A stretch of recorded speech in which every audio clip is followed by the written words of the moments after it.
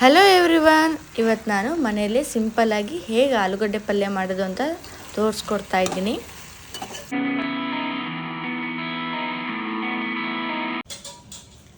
ಇಲ್ಲಿ ನಾನು 4ರಿಂದ 5 ಮೆಣಸಿನ್ಕಾಯಿ, ಸ್ವಲ್ಪ ಕರಿಬೇವು, ಉದ್ದುದ್ದಕ್ಕೆ ಹೆಚ್ಕೊಂಡಿರೋ ಈರುಳ್ಳಿ ಮತ್ತು ಆಲೂಗಡ್ಡೆನ ಬೇಯಿಸ್ಕೊಂಡು ಇಟ್ಕೊಂಡಿದ್ದೀನಿ. ಒಂದು 8ರಿಂದ 9, ಇದು 4 ಜನಕ್ಕೆ ಆಗೋಷ್ಟಿದೆ. ಮತ್ತು ಸ್ವಲ್ಪ ಕೊತ್ತಂಬರಿ ಸೊಪ್ಪನ್ನ ತೊಗೊಂಡಿದ್ದೀನಿ.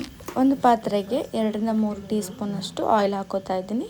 ಅದಕ್ಕೆ ಸಾಸಿವೆ, ಜೀರಿಗೆ ಹಾಕ್ತಾ ಇದ್ದೀನಿ.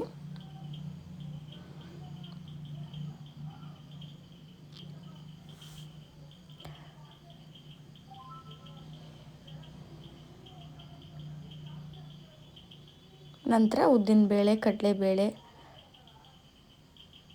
ಕರಿಬೇವು, ಮೆಣಸಿನ್ಕಾಯಿ, ಈರುಳ್ಳಿ ಹಾಕ್ತಾ ಇದ್ದೀನಿ. ಅದಕ್ಕೆ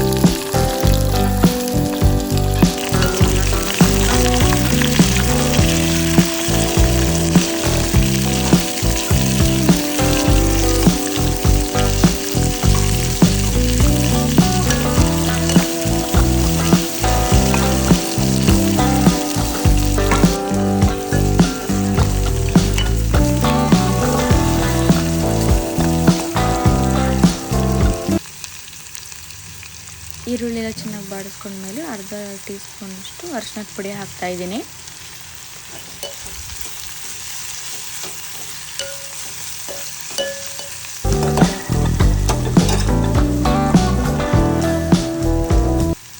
ನಂತರ ಉಪ್ಪು ಹಾಕಿ ಮತ್ತೆ ಬಾಡಿಸ್ಕೊತಾ ಇದ್ದೀನಿ.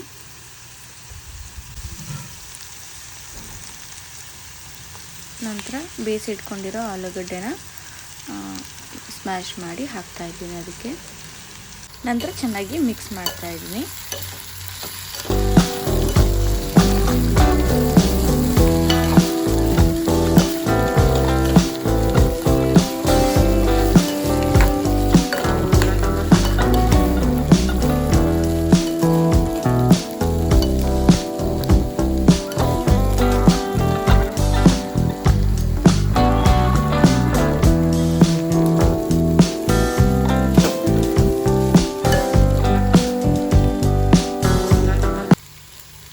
ನಂತರ ಸ್ವಲ್ಪ ನೀರು ಹಾಕಿ, ಸ್ವಲ್ಪ ಸಕ್ಕರೆ ಹಾಕಿ 2ರಿಂದ 3 ನಿಮಿಷ ಕುದಿಯಕ್ಕೆ ಬಿಟ್ಟು ನಂತರ ಆಫ್ ಮಾಡ್ತಾ ಇದ್ದೀನಿ. ಅಲ್ಲಿಗೆ ಮೇಲ್ಗಡೆ ಒಂದು ಸ್ವಲ್ಪ ಕೊತ್ತಂಬರಿ ಸೊಪ್ಪು ಉದಿಸ್ಕೊಂಡ್ರೆ ಪಲ್ಯ ರೆಡಿ ಆಗಿರುತ್ತೆ.